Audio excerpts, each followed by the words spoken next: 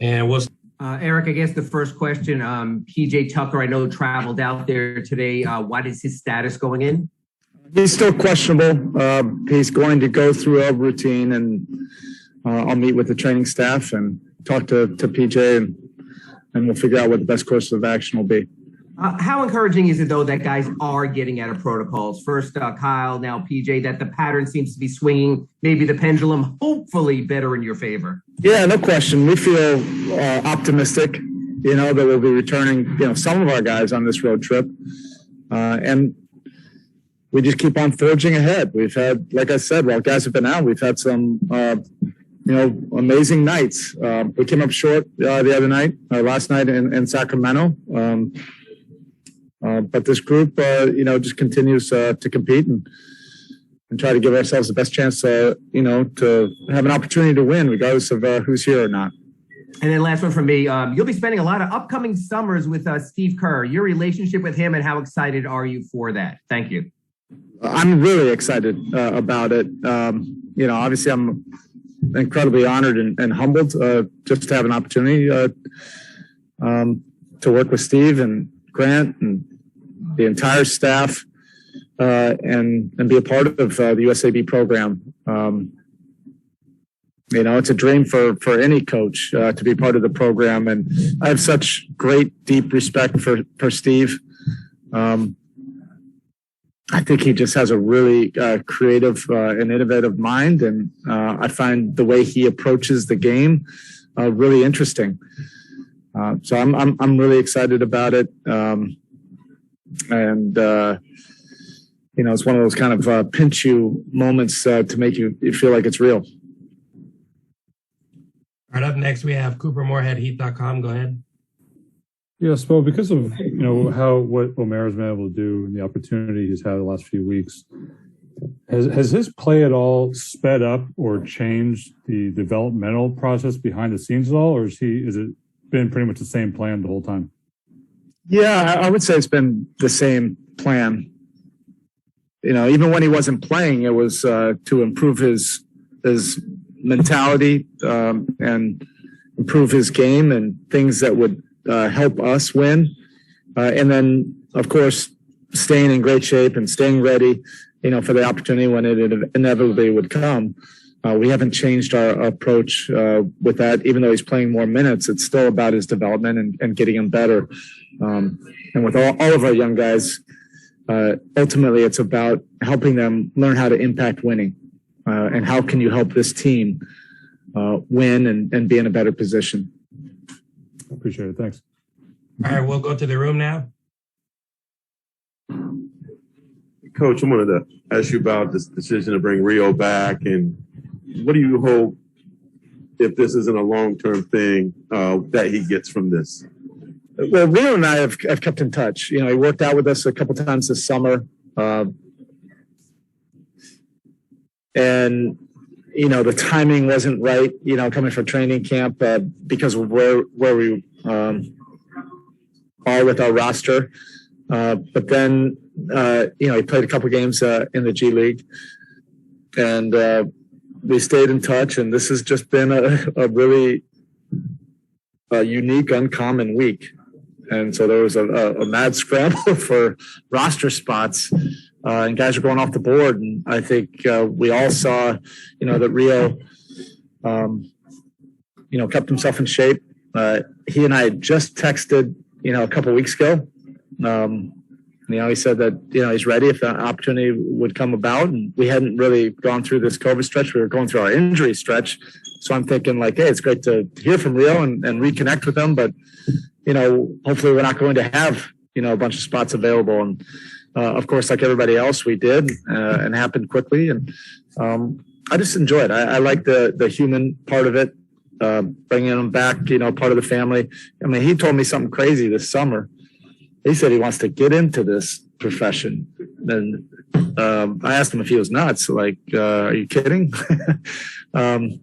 But if he does choose, eventually when he's done playing, he still has, if he chooses to, he's got years ahead of him because he's in shape, and his style of play would lend itself to be able to play, a few more years. but if he does decide that he wants to get into this madness, you know, I would love to help him, you know, and continue the relationship, whether it's with us or somebody else. Do you think he's meant to the Heat organization what he's given to his whole career? Yeah, he's a major part of, you know, the banners that were up there. We were together from the beginning of his career. A lot of development was spent with Rio and in the summers and working with our staff, and then preparing himself to be, you know, one of the mainstays of those championship years. Really enjoyed seeing his growth and progress as a professional and, you know, and as a human being.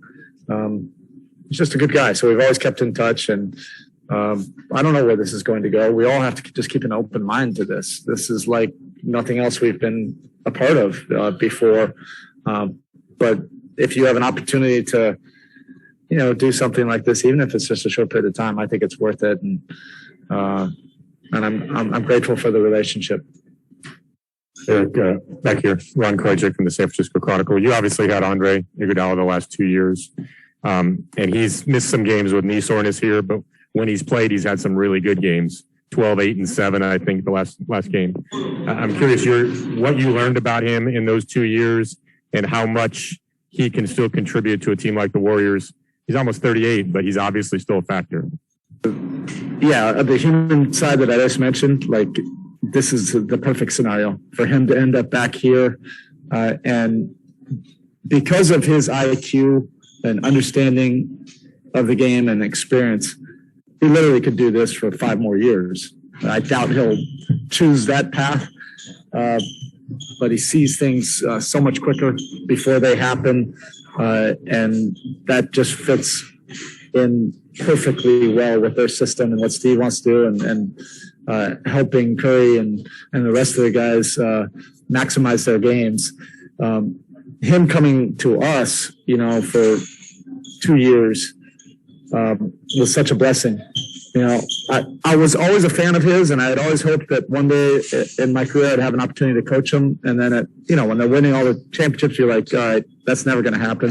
And then, you know, an amazing sequence of sliding doors that we were able to acquire him. And then in the bubble, he was so incredible. His leadership, his guidance, you know, for everybody. We had somebody in the room that had championship experience, and his skill set, you know, I don't think it was talked about enough. In that bubble run that we had in the playoffs, I literally played him at all 5 positions. At some point, depending on the series, I played him as our backup point guard in a series. I played him as our backup center in the Boston series, and of course played him at the 3, his natural position coming into the league. Definitely played him at the 4. I mean, that was his first position he played with us, and then he played some at the 2. So he guarded all 5 positions, and he played all 5 positions, and that was probably the first time anybody had done that really for us.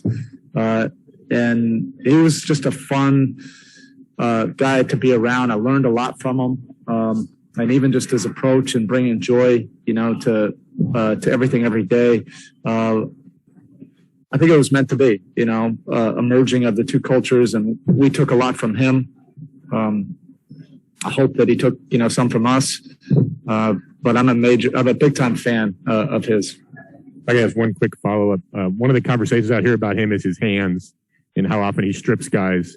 Do you have any favorite story, any favorite anecdote about him his hands in a game with you those 2 years? Somebody would post him up. Our coaching staff would all look at each other and say, they obviously didn't look at the scouting report. You know, they're backing in. Once you get to like 3rd dribble, like that's not going to end up well, regardless of who it is. His positioning and then the timing of doing it and doing it without fouling is incredible. But he's great at deflections, great at seeing plays before they happen. He's an incredible communicator, you know, on defense. So he can be the back line of your defense. He can be the front of your defense. He played the front line of our zone defense, which he had never done before since probably high school, he said. And he did it as well as anybody we had on the roster. He learned it in a day. You know, so that defensive skill set is something you couldn't teach. So, he would do it all the time, and then with all of our young players, we'd always have to go back in a meeting the next day and say, "Don't try to do what Andre did.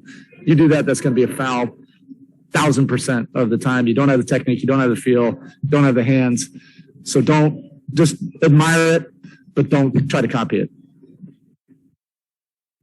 Hi, Eric. Janie McCauley from Associated Press. Klay Thompson may return later this week, and just are you eager to see from afar how they, work him in and how he comes back from this 2-year absence? And they're already a deep team, and now they're adding Klay and potentially Wiseman here soon too. Gonna fit in, great. It's all a matter of getting his rhythm and timing back, but he's been working very diligently behind the scenes, and it's not like his game is a game that you have to adjust what they do, in terms of usage, or hey, you got to get him touches or anything. He's just going to be running around all over the place, and all of it unscripted, and that's all part of his beauty and genius of how he plays. And Steve has created a system that just really maximizes those skill sets. They're really unique, and I think it'll, it's going to be seamless. It's just a matter of getting in that game conditioning. All right, thank you.